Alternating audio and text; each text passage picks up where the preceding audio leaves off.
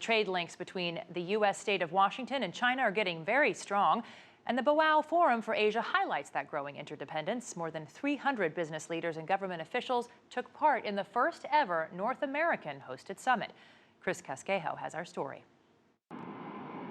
Boeing jetliners are the big money items China buys from Washington state.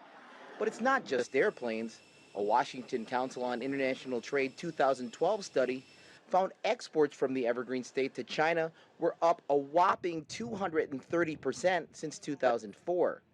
Top leaders believe that number could go even higher.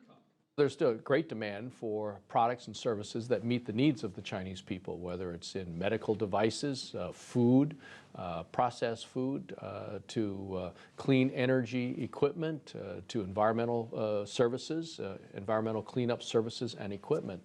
The study also found 40% of Washington state's 2.8 million jobs were linked to international trade and the state's shipping ports and transportation hubs.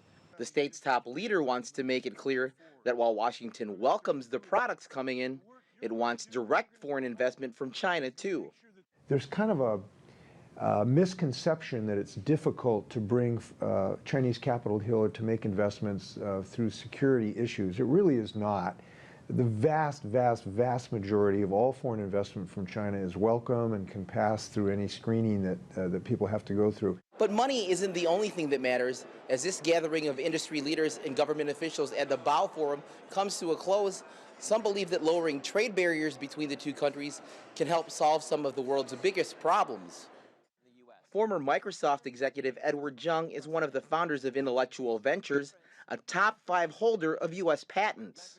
I think you want as many smart people in the world thinking about problems like, cancer and feeding the world and energy and climate management as you can.